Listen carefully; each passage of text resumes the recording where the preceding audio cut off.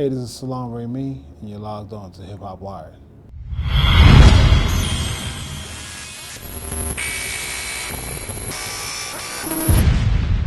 Zhigge. Zhigge was actually my first production deal. So there was a brother named Dennis Davis. Dennis Davis is a famous drummer. He's playing on Stevie Wonder's Do I Do. He was Roy Ayers' drummer. He still tours with Roy Ayers sometimes. Dennis Davis was a friend of my father, and then somehow some guy he knew, his stepdaughter was dating a guy, and the guy was McKinley Waters, better known as Sound from Zhigge, that they lived up in the East Harlem side together. He came through. He's like, hey, you know what, he could rap. I heard him rapping on something. I played him a beat I had. It became a song that was on that album called Blue and Black. Then he was like, okay, maybe can I do another song, another demo? I was like, all right. This thing said, can I bring my crew? Because we want to do it all together. So I played him pretty much a leftover beat, which was Toss It Up.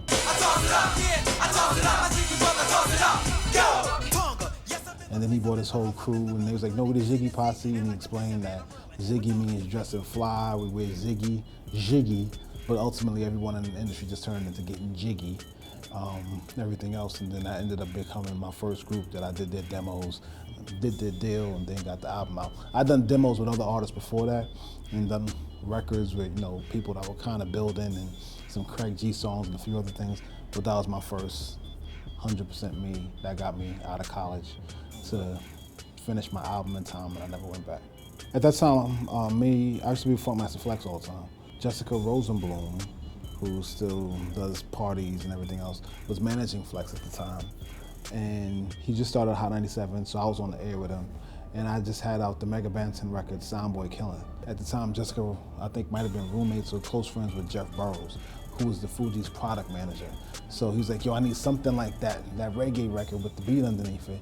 So he calls me up to Columbia and says, yo, can you help me with this group? And he plays me an acoustic version of the Fugees doing vocab. Yo, we need a record, Nappy has a single. Can you come up with something? And it was pretty much the industry shuts down after Thanksgiving, no more checks. So I was like, all right, well, if y'all can find this check right here, then I'll do that. And I remember having a cassette with the date on it. I did that December 13th, 93. So it's pretty much 20 years ago. It was the first Nappy Head session that we did, and then it came out early 94. And it started the build up into the score. Nappy Heads, then the vocab remix. I did my vocab remix. They took the rhymes, flipped it into their vocab remix. That was single 2. And then we were actually working on a song for Clockers. And actually we did a song that never came out that Spike didn't use. And then during that session, we did Fugee-la.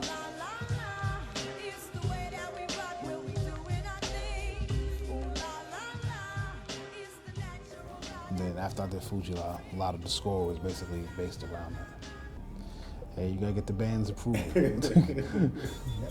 With Nas. I guess Made You Look serious with him and AZ.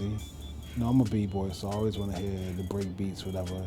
There's a joint called Talk of New York that never came out. That was Street's Disciple, Leftover. Nah, he just took it off the album. That's just Nas. Can we put this on the album? I don't know.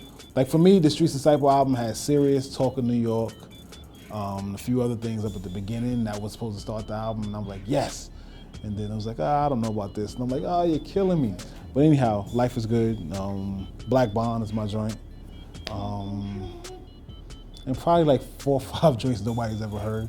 I just be knowing them in my head, you know what I'm saying? Just like how the rhymes go and how it all falls.